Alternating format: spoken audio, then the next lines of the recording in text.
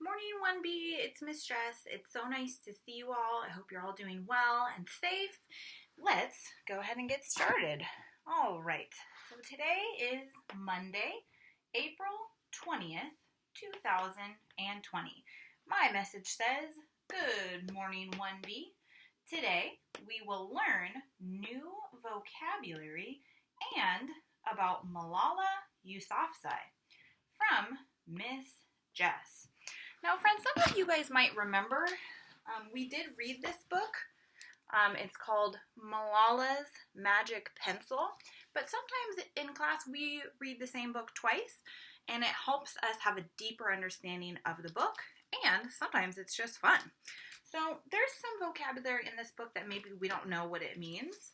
So let's go ahead and learn about some of these words real quick before we read the book, okay? And if you already know these words, go ahead and kiss your brain. And if you don't know the words, kiss your brain anyway, because we're about to learn. All right, so this is our vocabulary. The first word is hero. So a hero, you guys might already know what this word is. A hero is someone who helps someone out when they don't need to. Sometimes we can think of it like a superhero, like Batman or like Spider-Man. So it's someone who helps someone out. All right, the next word is kind of a sad word, but it's poverty. Can I hear you guys say it at home? Poverty. Oh, and I forgot to ask you guys to say hero. Can I hear you guys say hero? Ah, nice. Okay, so this word is poverty, and poverty is just kind of a fancy word for when someone doesn't have a lot of money. So it just means kind of like someone's poor. All right. The next word is chorus. Can I hear you guys say chorus? Let's hear it. Ooh, very nice. So a chorus is a group of people who are singing in the background. So maybe we've heard someone singing, and in the background they have lots of other people singing with them, and they're all singing the same song. So a chorus is a lot of people singing a song together. Okay? I'm going to set this aside. If we hear any of these words when I'm reading the book, I want you to give me a thumbs up at home. Okay? So the words again are hero, poverty, and chorus. All right, and we're learning about Malala, and before I read the story, I wanted to show you guys, this is the book that I have at home. It's called I Am Malala, and she actually wrote this book, and if you guys remember, she is a girl from Pakistan, she's from Afghanistan, and it was at a time when girls couldn't go to school, and she said, I don't like that. I want to go to school. And so she fought to go to school, and then she wrote this book for adults, and then she wrote this book for kids. So let's go ahead and read it. It's a really cool story. So Malala's Magic Pencil, written by Malala Yousafzai. Very cool. All right. Do you believe in magic?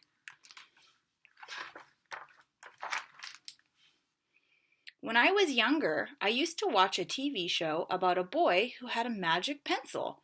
If he was hungry, he drew a bowl of curry, and it appeared. If he and his friends were in danger, he drew a police officer. The boy was a little hero. Oh, a little hero. Always protecting people who needed help. How I wanted a magic pencil too. If I had a magic pencil, I would use it to put a lock on my door so my brothers couldn't bother me.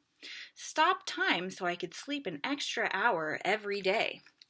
Erase the smell of the trash dump next to our house. What would you guys do if you had a magic pencil? What would you guys draw? I would love to hear it next time we have a meeting. And I would use it to make other people happy. I would draw the most beautiful dresses in the world for my mother, the best buildings in the valley for my father, so he could open many schools where children would study for free. A proper ball, so my brothers and I no longer had to play with an old sock stuffed with rubbish.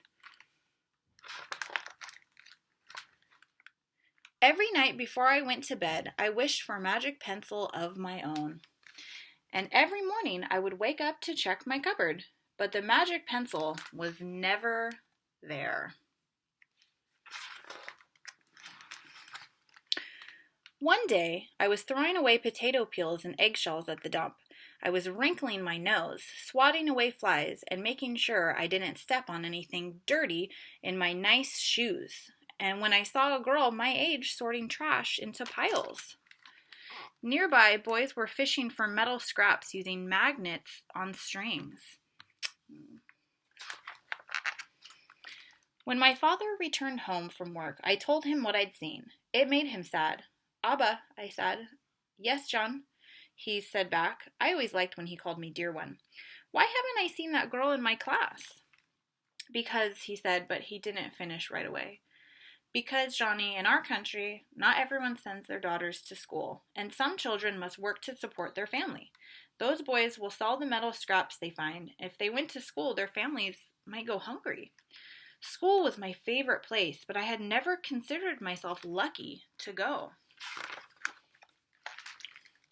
My father always said, "Malala will live free as a bird." Now I wondered how free I'd truly be. That night I thought about families who didn't have enough food, and the girl who couldn't go to school, and even about when I was older, I would be expected to cook and clean for my brothers, because where I came from, many girls weren't allowed to become what they dreamed of. I knew that if I had the magic pencil, I would use it to draw a better world, a peaceful world. First, I would erase war, poverty, and hunger. Oh, did we hear a vocabulary word? Poverty. Then I would draw girls and boys together as equals. Over the next few years, instead of wishing for a magic pencil every night, I worked hard in school every day. I wanted to be one of the top students in my class. So when she says top students, it means she wants to be the smartest in her class. She wants to have the best grades. But soon, powerful and dangerous men declared that girls were forbidden from attending school. They walked the streets of our city now, and they carried weapons. One by one, girls stopped coming to school. "Abba, where are all the students? They don't feel safe anymore, Johnny." How could a few men stop all the girls in our valley from going to school? If more people knew what was happening, they might help, she thought. Wishing wasn't enough. Someone needed to speak out. Why not me? I wrote about what it felt like to be scared to walk to school and how some of my friends had moved away. I wrote about how much I loved school and how proud I was to go to school. Once I started writing, I didn't stop. I wrote speeches, I traveled around the country, I shared my story. I even talked to a reporter from a famous international newspaper. I spoke for all the girls in the valley who couldn't speak for themselves. Wow, she's pretty brave, huh? My voice became so powerful that the dangerous men tried to silence me, but they failed. And now my voice is louder than ever. Louder because people have joined me, and together we make a chorus. Ooh, was that a vocabulary word? Chorus. Standing up for what we believe. We raise our voices for those in need. Help people in danger, even if they are an ocean away. Think of the world as a family. Wow, so look at all these people coming together to help Malala. That's really cool. Do you believe in magic? I do. I wrote alone in my room, but people all over the world were reading my story. Millions now know it and help me spread my message of hope. I had at last found the magic I was looking for in my words and in my work. I am Malala. I've always wished I could make the world a more peaceful place, and every day I work to make my wish come true. One child, one teacher, one book, and one pen. We can change the world. Wow. So this is Malala talking to people from all over the world. The end.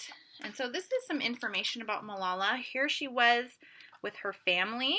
Looks like that's her in the back. Here's her as a little girl, and here's her when she was just a little baby. The end. And it says, the true story of one girl's wish for a better world. Wow. That's a really cool story. All right, go ahead and give me some jazz hands or some crab claps if you liked Malala's magic pencil. I really love that story. I think she's such a cool girl. And it just reminds me that you guys at home can make a difference too, because you guys can go to school and use your words, and I love that. So, all right, friends, I'm going to go ahead and wrap up. I hope that you guys are doing well and staying safe. I miss you all so much, and I will talk to you soon. All right, bye, 1B.